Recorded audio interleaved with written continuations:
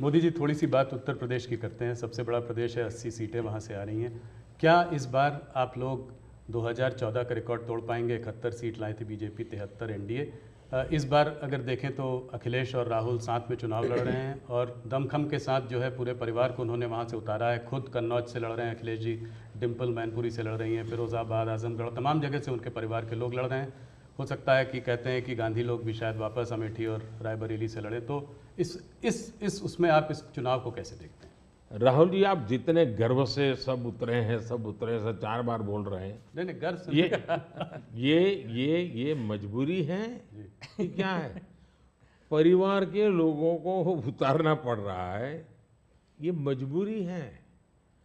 ये उनका मूल कैरेक्टर के, इसके सिवा उनके पास कोई है ही नहीं।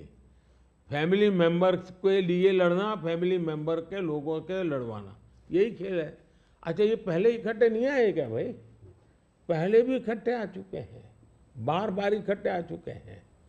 लेकिन उत्तर प्रदेश की जनता को अपना भविष्य क्या है उसकी समझ पूरी है।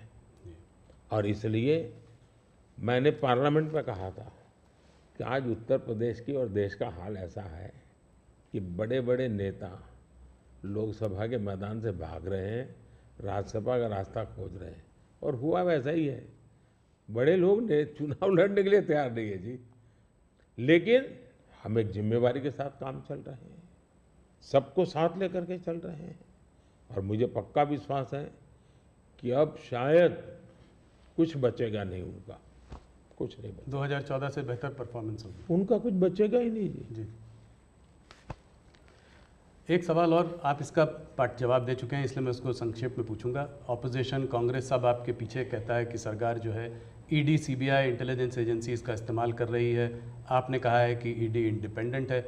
सिर्फ एक सवाल यह है कि ऐसा देखा गया है कि 25 नेता का एक एनालिसिस एक न्यूज़पेपर ने की थी कि 25 नेता जब ऑपोजिशन पार्टी से बीजेपी की तरफ आ गए तो उसमें से 23 लोगों के ऊपर से जो है इस तरह के केसेस को या तो ठंडे बस्ते में डाल दिया गया या ड्रॉप कर दिया गया। इस बारे में पहली बात है, एक भी केस ड्रॉप नहीं किया गया है। जो अदालत कहेगी वही होगा, हम कोई निर्णय नहीं लेंगे, स्वतंत्र है। दूसरी बात है, पॉलिटिकल लीडरशिप के केस कितने हैं भाई? ओनली 3%। 97% अच्छे अच्छे ब्यूरोक्रेट जेल में है। आखिर के इन संस्थाओं का जन्म क्यों हुआ है भाई? अगर इन संस्थाओं का जन्म इसी काम के लिए हो तो काम नहीं करेगी क्या? और अदालत इतनी बड़ी है जी, किसी को जमानत नहीं दे रही है अदालत, तो अदालत देखती होगी ना भाई। और भ्रष्टाचार के मामले में हम कम से कम उसको लाइट न ले जी। सचमुच में देश में चर्चा होनी चाहिए कि पहला एक जमाना ऐसा था, आपको आरोप लगता था ना तो भी हल जाते थे। आज गुनाह सिद्ध हो चुका, सजा हो चुकी, फिर भी आप हाथ ऊंचा कर कर करके फोटो निकलवा रहे हो। आप भ्रष्टाचार का महिमा मंडन कर रहे हो। इस देश में ये आलोचना का विषय होना चाहिए। भ्रष्टाचार को न्यू नॉर्मल के रूप में ट्रीट नहीं करना चाहिए, वरना ये देश का बहुत नुकसान होगा जी।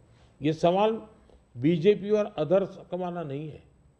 देश के लिए ठीक नहीं है कि आप इसको न्यू नॉर्मल बना दें। और मैं देख रहा हूँ धीरे धीरे धीरे ऐसा वातावरण बनाया जा रहा है, हाँ ठीक है यार, वो तो चलता रहता है। यही तो देश, गरीब आदमी मर रहा है जी। हमने कैसे भी करके इससे देश को मुक्त करना चाहिए, रिजॉल्व होना चाहिए कंट्री का, वो नहीं हो रहा है जी।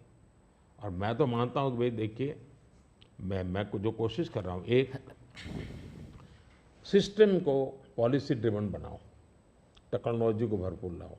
आज हमने, पहले एक प्रधानमंत्री कहते थे 1 रुपया जाता है 15 पैसे पहुँचता है जी।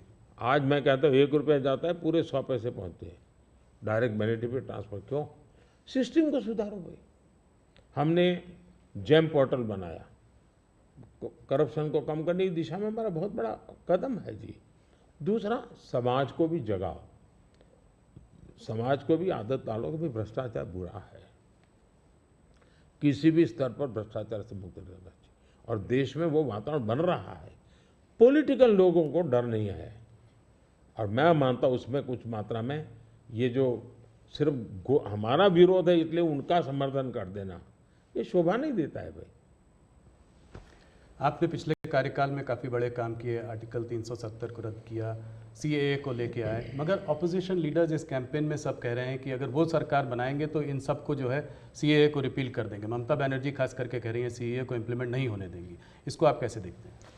पहली बात है कि जिसको भारत का संविधान समझ है, जिसको भारत के फेडरल स्ट्रक्चर का पता है, किसके पास कौन काम है वो सब पता है, वो कभी ऐसी बात बोलेंगे नहीं, क्योंकि ये उनके अधिकार क्षेत्र का विषय ही नहीं है। जी। अगर मोदी भी राज्य का मुख्यमंत्री होता है तो नहीं कर सकता है। जो भारत सरकार के विषय हैं वो भारत सरकार करेगी, जो राज्य सरकार के विषय होते हैं वो राज्य सरकार करेगी। लेकिन जनता को मूर्ख बनाने की फैशन हो गई है, जनता को अंधेरे में रखने, इसलिए वो कुछ भी बोलते रहते हैं। दूसरी बात है, मैं चैलेंज करता हूँ कांग्रेस पार्टी कल प्रेस कॉन्फ्रेंस करके बता दें कि हम 370 वापस लाएंगे, क्योंकि 370 हटने के बाद ये लोग संविधान की इतनी बड़ी बातें करते हैं ना, जी। बाबा साहब अम्बेडकर के नाम पर, और हमको इतनी गालियाँ देते हैं। हिंदुस्तान में बाबा साहब अम्बेडकर का संविधान पूरे देश में लागू नहीं हुआ था। जम्मू कश्मीर में 70 साल तक भारत का संविधान नहीं लगा है। ये हमने आकर के भारत के संविधान, और वहाँ दलितों को पहली बार आरक्षण मिल रहा है जी। वाल्मीकि समाज वहाँ रहता है, वहाँ पहली बार आरक्षण मिल रहा है। ये सब क्या बातें करते हैं जी। और उनकी हिम्मत है क्या, वो प्रेस कॉन्फ्रेंस करके बोले कि हम 370 फिर से वापस लाएंगे। हिम्मत है तो कोई भी दल हिम्मत है तो आ जाए मैदान में। मोदी जी, बंगाल की तरफ चलते हैं। वेस्ट बंगाल में जो है इस बार चुनाव काफ़ी ज़ोरों में लड़ाई हो रही है। पिछली बार जब आप 2019 में 18 सीट लाए थे 42 में, तो लोग चकित रह गए थे, लोगों को उम्मीद नहीं थी कि आप 18 सीट लाएंगे। इस बार आपके एक नेता ने कहा है कि 36 सीट आ सकती है। राजनाथ जी ने मुझसे इंटरव्यू में कहा था कि 36 सीट आ सकती है। कैसे देख रहे हैं इस वक्त माहौल को? देखिए, जहाँ तक लोगों का चकित वाला जो आप कह रहे हैं ना, उनका प्रॉब्लम यह है कि मुझे 10 साल हो गए, अभी भी वो मानने को तैयार नहीं कि देश की जनता ने मोदी नाम के किसी व्यक्ति को प्रधानमंत्री बनाया। तो ऐसी एक जमात है जो देश के मैंडेट को स्वीकार करने को तैयार नहीं है जी। अब हकीकत है भाई कि देश की जनता हमको समर्थन दे रही है। आपने हिसाब लगाया था नहीं होगा नहीं होगा, वो तो आपकी गलती थी जी। हमारे तो लोगों के साथ संपर्क है, पर मैं मालदा में था, मैंने जी, मैं हैरान था कितना बड़ा जबरदस्त वहाँ माहौल था जी। अब जनता जनार्दन का विश्वास बन रहा है कि देश में एक स्थिर मजबूत सरकार है। बंगाल में भी उसका परिणाम अच्छे मिले, और टीएमसी के शासन में महिलाओं पर जो अत्याचार हो रहे, संदेश खाली की जो घटना है, पूरे देश को हिला दिया है जी।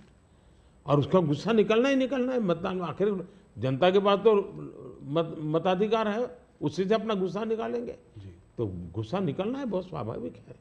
आपने देखा होगा नोटों के ढेर, क्या कभी आपके टीवी वालों ने इतने सारे नोटों के ढेर कभी पकड़े गए देखा था? पिछले कुछ सालों में आप लगातार 50 करोड़ के ढेर, 300 करोड़ के ढेर, 250 करोड़ के ढेर, 200 करोड़ के ढेर, देश चौंक गया है जी। आप कितना इसको दबाने की कोशिश करो, लेकिन देश के दिल दिमाग में स्थिर हो चुका है कि ये लूटने वाले लोग हैं। तो इस बार जीत और बड़ी होगी। बिल्कुल क्लीन स्वीप कर रहे हैं। उड़ीसा को कैसे देखते हैं? उड़ीसा में आपने जो है बीजेडी का साथ छोड़ा। भारतीय जनता पार्टी वहाँ अलग रही है। बीजेडी ने मुद्दों के आधार पर समर्थन केंद्र में हमारा समर्थन किया था, मुद्दों के आधार पर जी। और ऐसे बहुत से दल हैं जो मुद्दों के आधार पर हमें समर्थन देते रहे हैं। तो बीजेडी का हमारा नाता हो रहा, राज्य के अंदर हम बिल्कुल, उड़ीसा की पूरी अस्मिता खत्म हो रही भाई। उड़ीसा की अस्मिता संकट में है। उड़िया लैंग्वेज वो खतरे में आ रही है, और मैं नहीं मानता कि उड़िया के लोग अब ये लंबे अरसे तक इसको सहन कर सके। इतने संसाधन है जी, आज उड़ीसा देश का रिचेस्ट स्टेट बन सकता था जी, रिचेस्ट स्टेट, लेकिन क्या हालत बना के रखी है। तो अब उड़ीसा के सामान्य मानवी के अंदर एस्पिरेशंस है जी, और मुझे लगता है कि हमें सेवा का मौका मिलना चाहिए। हम उड़ीसा को कहाँ से कहाँ पहुँचा कर देंगे। उड़ीसा से बात बिहार की भी करते हैं। बिहार में आपने फिर नीतीश जी के संग वापस जो है आपका गठबंधन उनके साथ है, उस गठबंधन के साथ लड़ रहे हैं, कैसे देखते हैं? पिछली बार 39 सीटें थी आपकी 40 में, क्या इसको रिपीट कर पाएंगे? पहले एक तो हम चुनाव असेंबली का 60 लड़े थे, जी बाद में वो कहीं गए फिर वापस आए, तो हम जो जनता का मैंडेट है उसके अनुसार साथ में है। जी जहाँ तक जन समर्थन का सवाल, कल मैं बिहार में ही था, जी जो जन समर्थन मैं देख रहा हूँ जी, अनप्रेसिडेंटेड, इतनी गर्मी में कोई पैंडल नहीं, कुछ नहीं, जी और लाखों लोग जिस प्रकार से इस बात से जुड़े हुए हैं, मैं साफ देख रहा हूँ जी कि बिहार में पहले हम एक आध सीट शायद हार जाते थे, शायद इस बार एक भी नहीं हारेंगे, 40 में 40, एक भी नहीं हारेंगे। बहुत बड़ा बयान है। मोदी जी बहुत बहुत धन्यवाद आपका, आपने अपने समय इतना समय निकाला। आपके नारे की तरह इस बार हमारा भी एक नारा है, अगली